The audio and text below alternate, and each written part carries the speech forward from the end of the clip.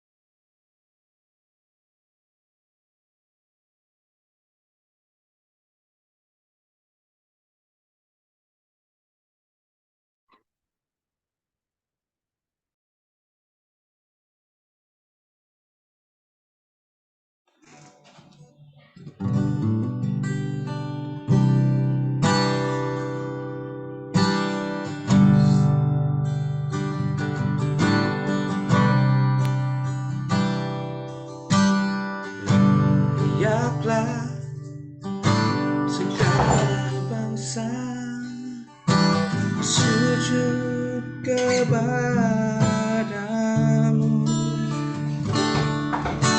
sebab Kau layak duduk, layak disembah.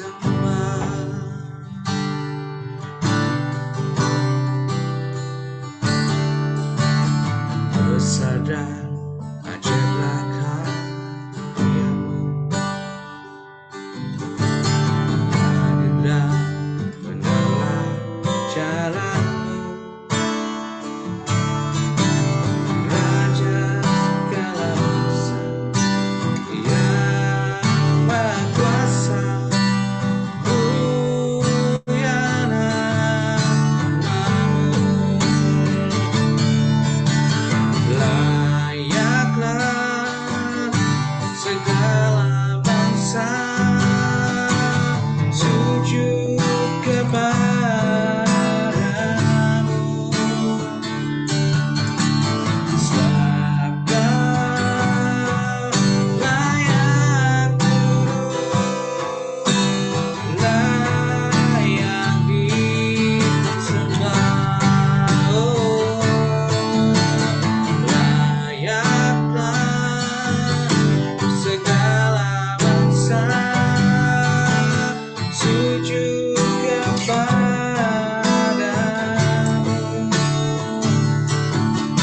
sebab Kau layak duduk, layak disembah.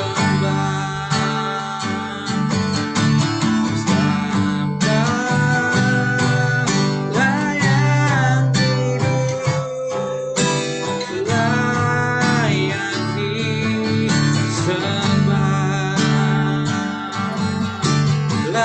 layak disembah, layak disembah.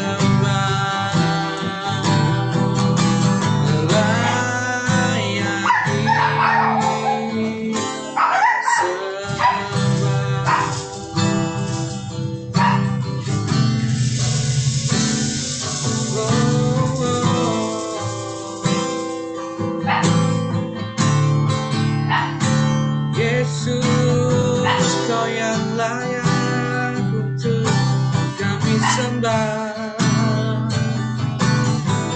sebab Kau Allah yang besar, Kau Allah yang mulia.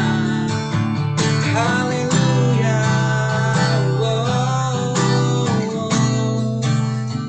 Yesus Tuhan. Terima kasih Tuhan, kami mengucap syukur buat sore hari ini. Kembali kami datang ke hadirat-Mu, membawa korban syukur yang terbaik bagi-Mu.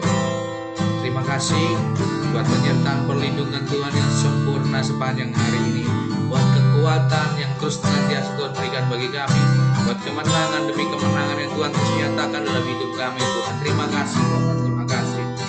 Kau sungguh Allah kami yang dahsyat dan luar biasa. Bersungguh Allah kami yang ajaib, bersungguh Allah kami yang perkasa, bersanggup melakukan segala perkara ya Tuhan.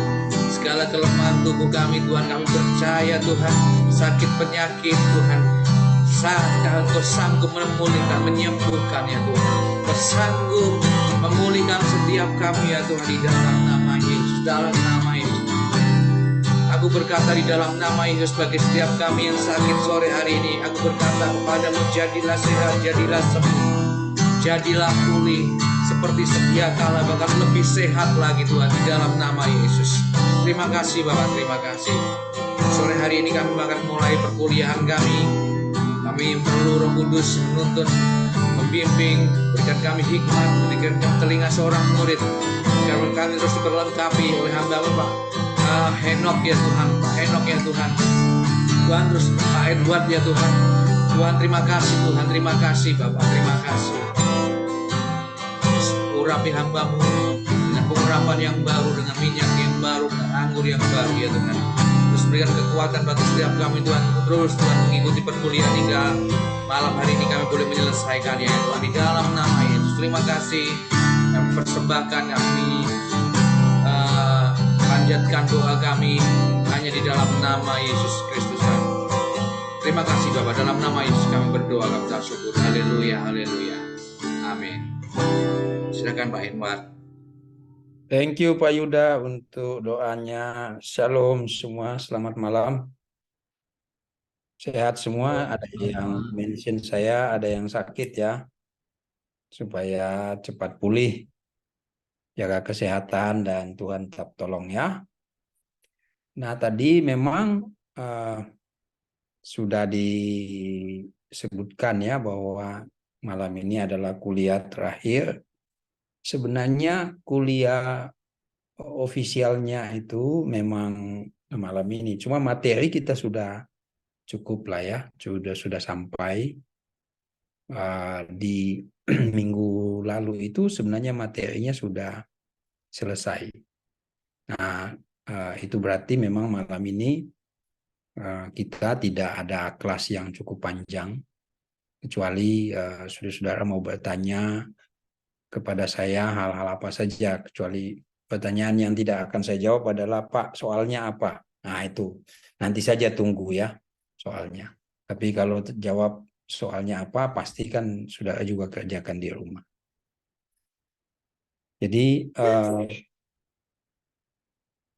itu malam ini sebenarnya kita hanya coba mengevaluasi ya.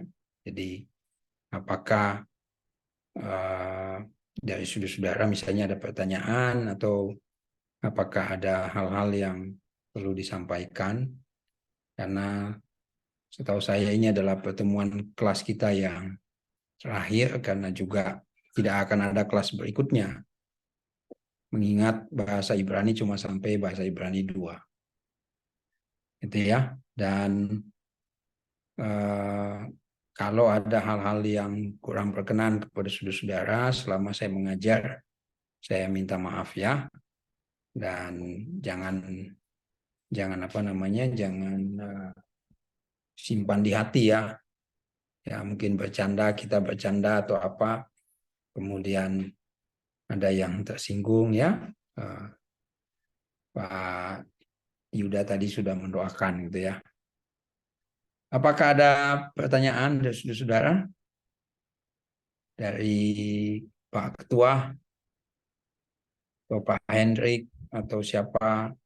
Oh, Pak Hendrik masih OTW ya. Hati-hati Pak ya. Ya Pak, makasih Pak. Jangan tergesa-gesa, santai aja. Pak Elman, apakah bisa mendengar saya Pak Elman? Pak Elman ini cukup setia ya. Bukan cukup setia, sangat setia ya. Jangan bilang cukup. Sangat setia. Anak-anak muda mesti belajar sama Pak Elman ini. Gimana Pak? Sehat-sehatkah? Apa yang paling Puji Tuhan Pak, sehat. Tetap sehat Pak. Mantap. Iya. Mantap. Baik. Jadi pertanyaan tadi saya sambung lagi ya. Apa yang menurut saudara kira-kira kesulitan yang belum teratasi ketika saudara belajar bahasa Ibrani? Ini bisa nggak saya dapat feedback dari saudara sekalian? Kesulitan apa yang sampai sekarang misalnya belum bisa diatasi atau sedang berproses? Apakah kesulitan bersifat personal atau internal ya, atau kesulitan memang ada dari luar, misalnya ada faktor pelayanan yang cukup padat, atau ada apa lagi misalnya selain pelayanan, apalagi ini bahasa kok susah sekali ditaklukkan ya, kayak lebih mudah menaklukkan Gunung Everest begitu ya timbang menaklukkan bahasa Ibrani misalnya.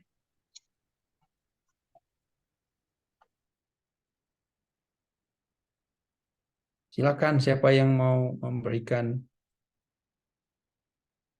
komentar, tanggapan.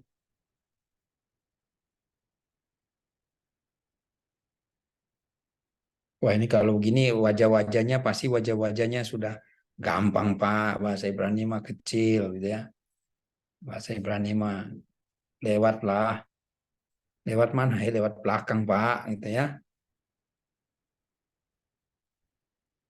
Oke, yang punya pengalaman kira-kira sejauh ini dengan belajar bahasa Ibrani sudah diterapkan di dalam pelayanan saudara misalnya, apakah itu memimpin kul atau apakah itu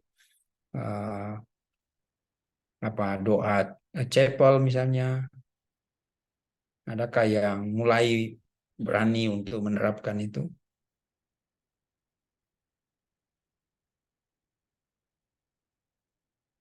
Ya tentu bukan doa dalam bahasa Ibrani ya, maksudnya ketika saudara mau sharing mau memberitakan firman misalnya, kitab suci, membuka dari PL, kemudian mulai melihat, adakah yang punya pengalaman itu? Iya Pak, kemarin di tugas Pak Loren untuk menyampaikan khotbah. Ya, kita masukin bahasa-bahasa Ibrani gitu Pak. Oke, Pak Yuda ya? Ya, Wis, mantap. Jadi sudah mulai ya?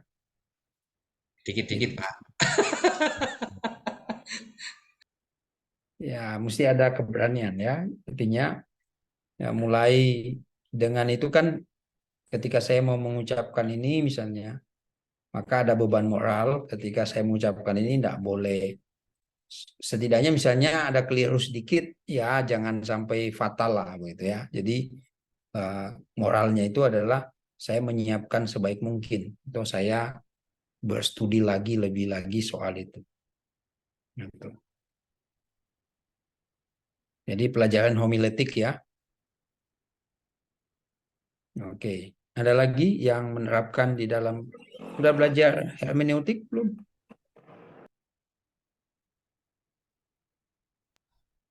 Sudah. Owen Sudah. Belum paham politik ini. hermeneutik, tafsir. Hermeneutik sudah, Pak. Oke. Hermeneutik hotel homilitik yang belum, Pak. Kalau hermeneutik sudah, maka sebenarnya lebih enak itu ya menggunakan bahasa Yunani, bahasa Ibrani dalam penelitian atau penyelidikan teks. Ya. Bahasa kita kan kalau kita mau menyiapkan khotbah itu penelitian ya, penyelidikan. Itu kan bahasa Esra pasal 7 ayat 10 kan begitu. Dia bertekad untuk membaca, dia bertekad untuk menyelidiki, dia bertekad untuk melakukan, dia bertekad juga untuk mengajarnya.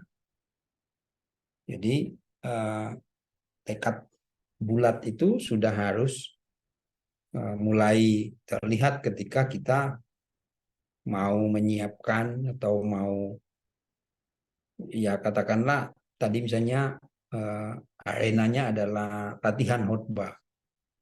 Nanti di arena sesungguhnya atau di apa ladang pelayanan yang sesungguhnya, nanti saudara akan menggunakan itu.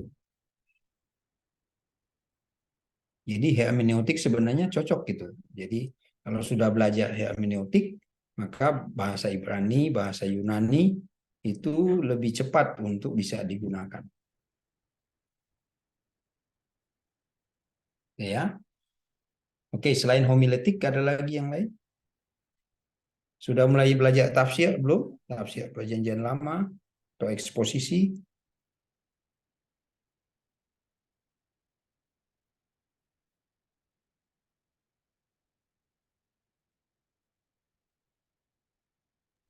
Belum, Pak. Maksudnya belum belajar tafsir ya? Baru hermeneutik aja, Pak. Tapi kalau untuk eksposisi perjanjian lama kayak eksegese gitu belum sebenarnya, Pak. Tapi kalau saya pribadi sebenarnya jujur udah beberapa kali sih, Pak, mempraktekkan apa kata-kata Ibrani gitu, Pak, kalau mau membuat renungan atau khotbah gitu sih, Pak. Walaupun saya mungkin belum maksimal ya, Pak, karena kan masih belajar juga gitu, Pak. Tapi nggak jadi takut gitu, Pak. Kalau dulu kan sebelum belajar kan kayak ini bahasa apa gitu ya.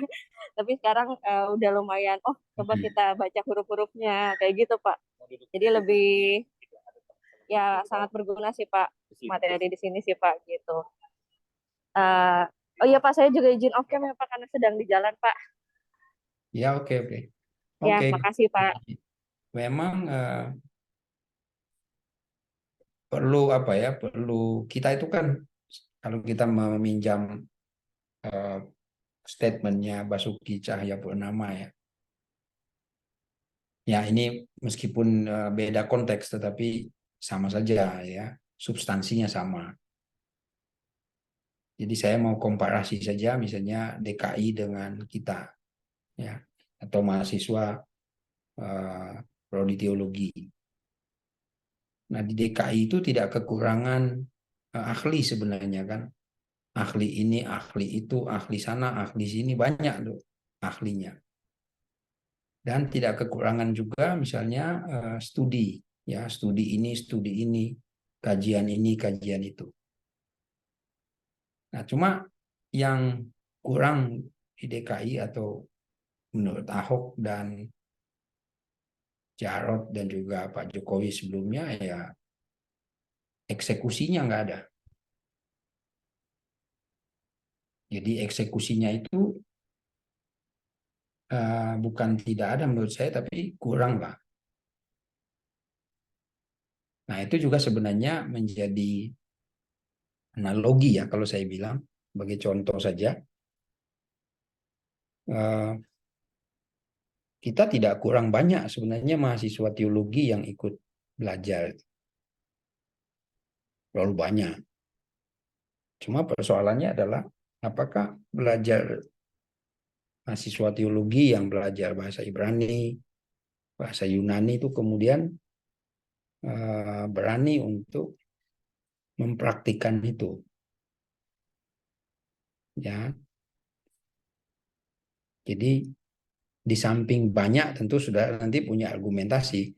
Ya banyak belum tentu mengerti, Pak. Nah, saya lepas dari situ ya. Saya potong potong kompas saja, artinya saya pikir persoalannya bukan di situ sebenarnya. Persoalannya adalah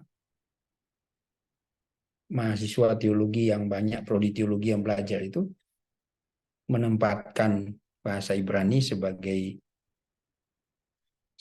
apa?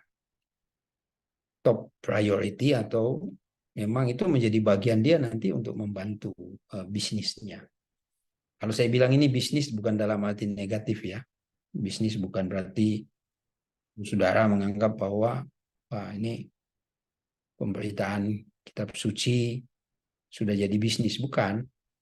Bisnis itu dalam arti itu urusan kita itu ya. Karena urusan pelayanan ini kan urusan kita, urusan mimbar, urusan apa semua ya. Jadi apakah itu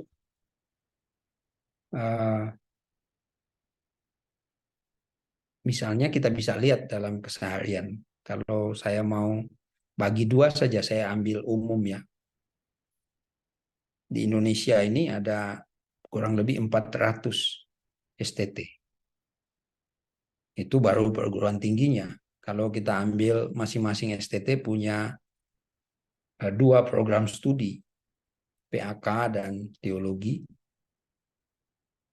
maka 800 program studi. Tapi kalau kita bagi dua lagi, 400 teologi, 400 PAK. Nah, 400 program studi teologi itu ya paling ada yang 5, ada yang 2, ya variasi ya. Tapi ada yang banyak, seperti saudara-saudara ini kan banyak di prodi teologi di STT Bedewei. Ya bisa 30, bisa ada yang 100. Jadi angka 400 program studi itu juga memiliki bobot yang bisa melampaui juga nilai atau jumlah mahasiswa prodi teologi. Nah, pertanyaannya adalah sebegitu banyaknya misalnya lulusan prodi teologi dihasilkan, apakah ada keberanian untuk itu? Nah, ini cuma challenge saja ya, semacam tantangan, memberikan tantangan kepada Anda untuk mulai memberanikan diri ya, mau menerapkan bahasa Ibrani. Jadi ya kalau saya sudah menjelaskan dari awal, misalnya studi kita itu adalah studi leksikal, studi sintaks, ya. Leksikal itu bisa juga semantics ya. Leksikal, sintaks, kemudian gramatikal. Nah, itu kan kita sudah berlatih untuk menerjemahkan kalimat, menerjemahkan kata. Kata sih, kalau itu hanya arti kata doang kan, tapi kalau sudah dalam bentuk frase, bentuk anak kalimat, atau bentuk klausa ya, anak kalimat atau klausa, itu sudah memiliki makna yang berbeda dengan arti dasar kata itu. Gitu ya. Jadi nanti di soal juga akan muncul penjelasan seperti ini. Misalnya soal kosakata. Ya, saudara bisa perhatikan pada teks di atas misalnya. Pada teks pada ayat Alkitab kata kerja, misalnya ya, misalnya itu adalah misalnya itu adalah ya kal imperfect misalnya, kal imperfect orang ketiga. Nah, saudara saya minta untuk memilih arti kata itu, kal, nifal, pl, ifil, hopal, dan seterusnya. Nah, itu juga perhatikan kalau muncul di dalam teks itu adalah PL misalnya. Nah, jawablah artinya sesuai dengan PL. Jadi jangan menjawab arti kata sesuai dengan bentuk sederhananya, bentuk kal. Jadi lihat penjelasan atau parsing dari kata kerja itu. Kalau kata kerjanya adalah nifal, imperfect, maka gunakan arti nifal. Kalau pual atau PD ya, istilah saya pual, maka gunakanlah arti pual atau ambil ke arti PL. Kalau hifil, terjemahkan dengan arti hifil. Jadi jangan kata kerjanya hifil, tapi sudah terjemahkan dengan PL. Nah, itu salah. Jadi itu tips untuk menjawab misalnya soal, atau kalian nanti sudah nanti membaca misalnya, oh ini bentuk hipil atau bentuk pual, oh ini pual, ya jawab terjemahkan dengan pual. Ya, jadi PL itu aktif, pual itu pasif. Saya ulang ya, kal itu aktif, kemudian apalagi nifal itu pasif. Oke, kal aktif, nifal pasif. PL aktif, pual pasif. Hifil aktif, opal pasif. Hit pael itu kata kerja refleksif. Ya. Nah, itu adalah bagaimana kemudian kita mencerna ya, atau kita cermat. Ini kata kerjanya adalah PL. Nah, saya tidak boleh mengambil arti hifil, itu dilarang. Ya. Jadi silakan nanti sudah lihat bentuk soalnya seperti apa, instruksinya, kemudian sudah terjemahkan sesuai dengan arti dasar itu ya. Oke, kalau tidak ada kita bisa closing kelasnya ya, karena memang hari ini tidak ada kelas lebih lanjut karena materinya saya anggap sudah selesai. Jadi sudah sampai imperatif dan infinitif. Apakah ada pertanyaan? Shalom Iya, Pak, saya boleh nanya Pak? Boleh. Eh, Ya, ya Samuel dulu deh, nggak apa-apa. Iya, ini tentang ini aja sih Pak, pertemuan kita hari ini tuh dihitung 2 atau 1 aja Pak? Karena di presensi kita kan baru 14 ya Pak. Nah, ini kan 15. Nah, kemudian kan ujian, tinggal saya deliver soal, lalu saya presensi hadir semua 16. Jadi Oh, entah besok saya presensi itu nggak ada soal. Jadi yang penting perkuliahannya adalah hari ini 15. Jadi tetap tidak bisa saya presensi 2 kali. Jadi presensi next itu adalah ujian akhir semester. oke Pak. Baik Pak. Iya, iya. Di malam ini presensi ke-15. Nah, next-nya besok atau ya saya deliver soal kepada Bapak Ibu, kepada saudara-saudara ya. Nanti setelah itu saya presensi hadir semua mengikuti ujian. Gitu ya, Pak Ketua. Oke, siapa yang mau tanya tadi? Saya Pak. Silakan. Ya, semoga suara saya jelas ya Pak ya. Ini Pak, saya mau nanya. Saya waktu itu sempat ada mau bikin renungan gitu Pak. Terus saya buka Keluaran 34 ayat 17 Pak di situ. Nah, kemudian di situ untuk terjemahan bahasa Indonesia ataupun bahasa Inggrisnya dikatakan Tuhan yang pencemburu ya Pak ya. Tapi dalam bahasa Ibraninya saya cek itu tetap YHWH Pak, Yahweh ya Pak ya, atau Adonai ya Pak ya disebutnya ya. Nah, jadi maksudnya kok dia bisa seperti itu ya Pak ya? Kita kan harusnya menerjemahkannya bagaimana tuh Pak kalau seperti itu Pak? Mungkin itu aja sih Pak yang saya mau nanya sih Pak. Pak, kenapa terjemahannya bisa seperti itu ya Pak? Beda jauh atau bagaimana kalau kita menemukan seperti itu Pak? Terima kasih. Oke. Jadi bedakan 2 hal tadi. Saya coba urai ya menjadi 3 kelompok jawaban. Ya, kelompok pertama memang mencoba mencari makna atau menafsirkannya dari terjemahan. Ya. Nah, kemudian terjemahan ya bisa saja kita pakai, tetapi itu pada langkah paling pertama itu disebut dengan observasi. Jadi kita membuat observasi pada teks. Observasi itu sama saja ketika kita melakukan penelitian. Jadi kita pergi, kita amati, kita catat apa yang kita temukan, gitu ya. Kemudian kita membuat pertanyaan-pertanyaan. Kita mencatat data. Ya, data itu luas. Ya. Data bisa tempat, data bisa pribadi, bisa individu. Data bisa juga soal emosi, ya. Data juga bisa apa soal hubungan antara satu ayat dengan ayat yang lain. Jadi soal terjemahan itu penggunaannya sebatas itu. Sebatas apa yang disebut, kalau saya mengajar hermeneutik itu biasa saya sebut dengan langkah observasi. Observasi ini memetakan ya. Jadi observasi ini kita mata elang. Jadi kita itu sebenarnya dari ketinggian kita sangat tajam untuk melihat objek. Nah, apa itu objek kita? Itu teks. Jadi kita mencatat itu. Jadi ketika kita melihat antara terjemahan Indonesia dan terjemahan Inggris, lalu kita lihat, kita ingin verifikasi. Nah, kita mau verify itu kemana? Yaitu kita ke verifikasinya ke bahasa Ibrani. Benar enggak nih?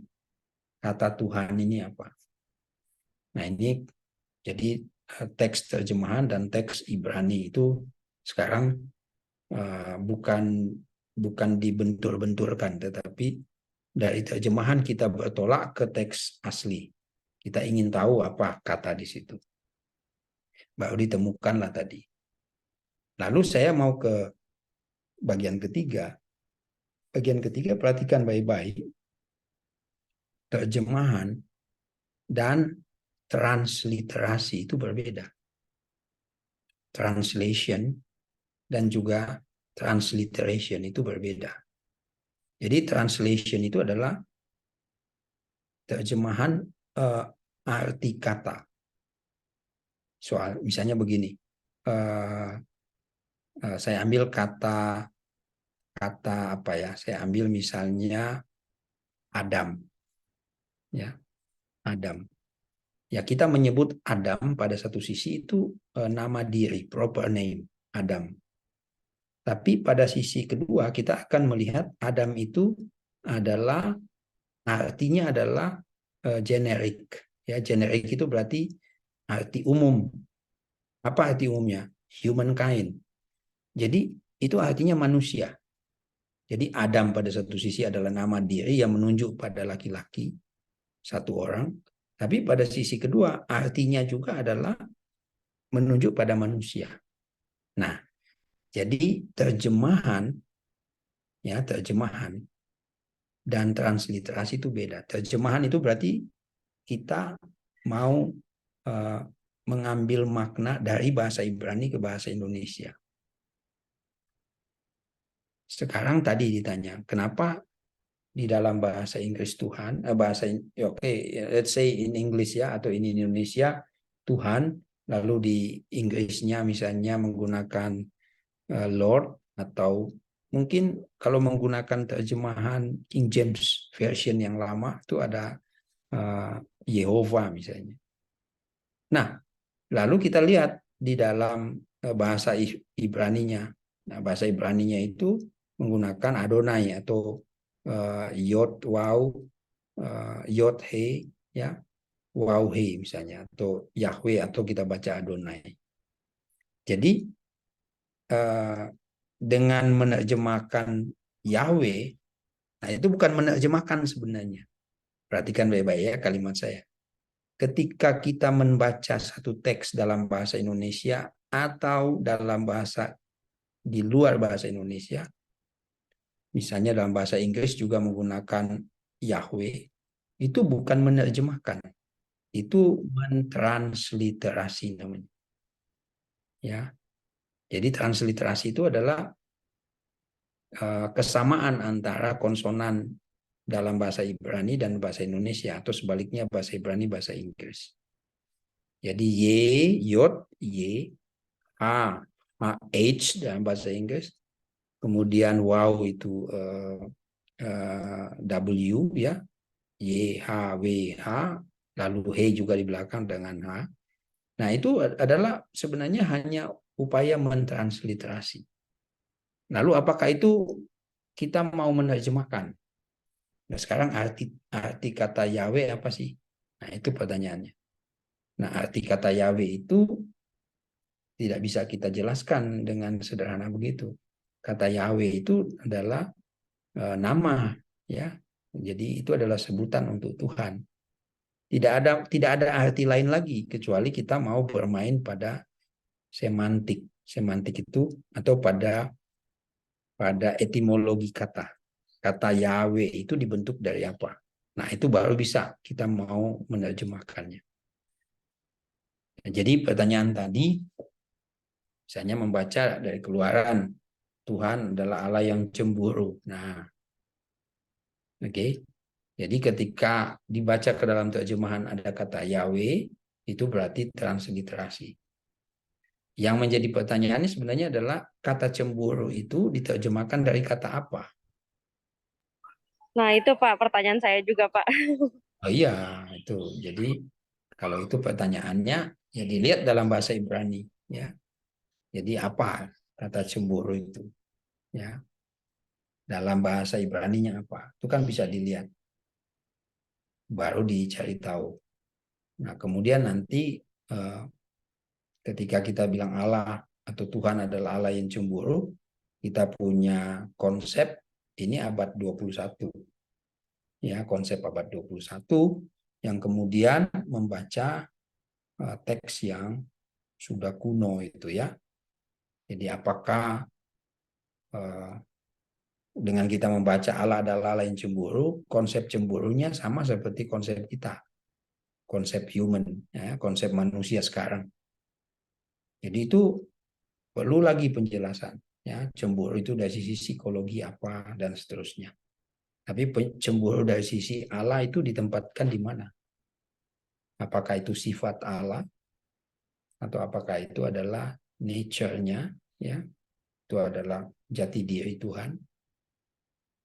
Maka kita perlu lihat, ya, di mana dia bisa. Nah, kebanyakan kan kita seperti itu ya. Apalagi membaca Nahum kan kita tidak terima banyak soal Nahum. Kenapa saya membaca Nahum? Lebih banyak saya membaca cemburu, pembalas, pendendam. Lalu kita cepat-cepat mengambil kesimpulan, masa Allah kok model begini? Mintanya kita sabar, kita harus bermurah hati, kita harus, wah, pokoknya panjang sabar. Tapi di satu sisi Alkitab memberikan kepada kita gambaran bagaimana imagery, ya, memberikan kepada kita gambaran bagaimana kita mengenal Allah itu. Kok Allah yang cemburu. Nah, jangan salah ya. Jadi harus dilihat dulu.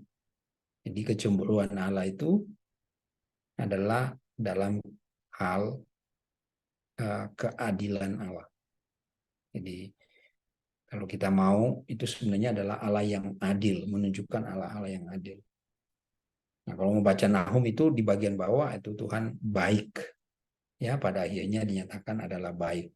Tapi pada musuh-musuhnya, nah itu musuh-musuhnya ya, oyevh itu dalam bahasa Ibrani, oyev means apa namanya, musuh ya.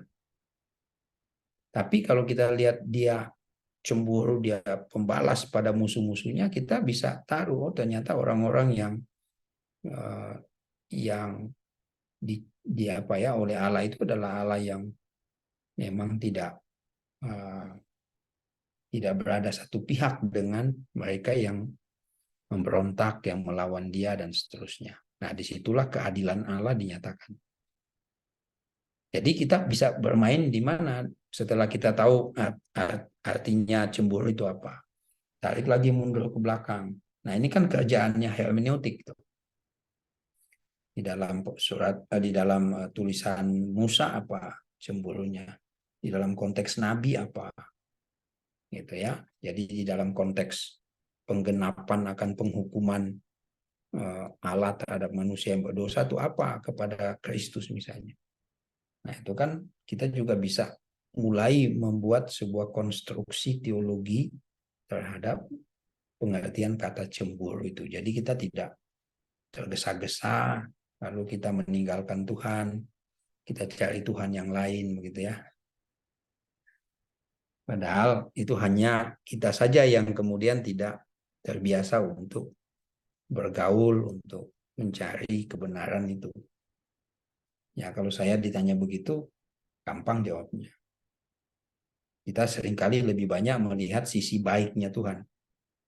Tapi kita tidak mau melihat sisi adil, keadilan Tuhan itu. Ya Tuhan marah itu bicara keadilan. Dan dia marah bukan tanpa sebab gitu ya. Tapi kita sering abaikan terhadap hal itu. Jadi soal keadilan Tuhan itu seringkali kita tidak mau peduli. Tapi kita begitu care dengan ya Tuhan itu baik.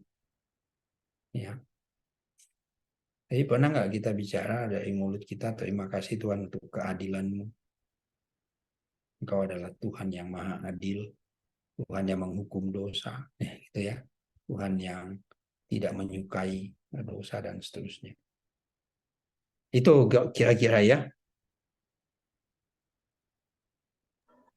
Oke Pak, makasih Pak penjelasannya. Berarti memang kita harus melihat secara keseluruhan lagi ya Pak ya, nggak bisa cuma satu kata doang ya Pak. Oke Benar. Pak. Benar. Jadi memang perlu satu kata dengan kata lain, dan itu makanya saya bilang kalau sudah belajar bahasa Ibrani dan belajar hermeneutik lebih berani lagi. Ya. Ibrani kan Ibrani toh. Ya, kan Bapak Ibu belajar bahasa Ibrani yang kemudian harus menyatakan Ibrani, saya berani kan. Jadi harusnya jangan bahasa Ibrani malah takut gitu. Kan berani, berani gitu ya.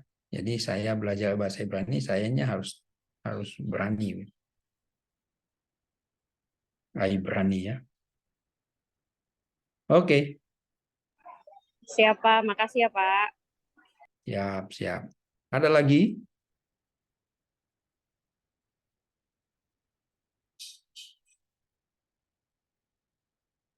Jadi ya itu ya, artinya malam ini kita pertemuan akhir. Nanti Pak Ketua akan ngambil foto kita bersama ya. Lalu kita bisa closing kelas kita. Pak Ketua silakan. Adakah yang semua hadir kan? Setahu saya hadir semua nih. Atau ada yang tidak hadir Pak Ketua? Hadir semua ya Pak. Hadir semua ya. Hadir semua dan semua hadir itu kan beda-beda tipis ya. Hadir semua hadir gitu ya. Nah, bergantung mana subjek, mana semua itu subjek. Hadir itu predikat. Semua hadir. Hadir semua ini berarti predikat subjek. Ini bahasa Ibrani ya. Bercanda ya. Oke, berarti semua hadir ya. Baik. Oke. Kalau tidak ada, kita close kelas kita malam ini ya. Kita tutup sekali lagi. Terima kasih untuk kita sama-sama saling memperlengkapi ya. Sudah juga memperlengkapi saya. Ya, saya belajar banyak dari saudara-saudara, sudah juga belajar dari saya banyak. Jadi kita sama-sama belajar ya. Dan itu hal yang positif. Dan dalam proses itu sekali lagi kiranya kita saling memaafkan ya kalau ada hal-hal yang salah. God bless you all semua dan tetap semangat dalam pelayanannya.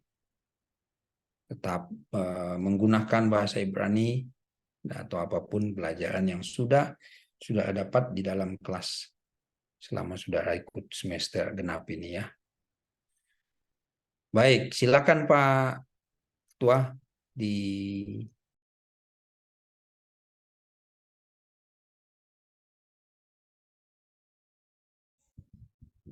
Iya. Mari kita bersatu dalam doa. Bapa di dalam surga, terima kasih Tuhan kalau pada malam hari ini kami boleh Tuhan kelas terakhir bersama dengan Pak Edward Tuhan, kelas bahasa Ibrani. Kiranya Engkau berkati kami Tuhan semuanya dalam kuliah kami, dalam pelayanan kami Tuhan, khususnya Pak Edward, untuk keluarga besarnya juga Tuhan Kau berkati, kesehatan, kekuatan, perlindungan Tuhan, dimanapun Pak Edward berada, boleh Tuhan Kau berikan. Terima kasih ya Bapa. Kiranya kami menyerahkan juga segala ujian-ujian kami ke dalam tangan-Mu Tuhan, agar boleh Tuhan kami mendapatkan nilai yang terbaik yang daripada-Mu. Terima kasih ya Bapa. Di dalam nama Tuhan Yesus Kristus kami berdoa dan mengucap syukur. Haleluya. Amin. Amin. Amin. Terima kasih Pak Edward. Terima kasih Pak. Terima kasih Pak. Tuhan berkati. God bless you. Bless you ya semuanya. Tuhan berkati.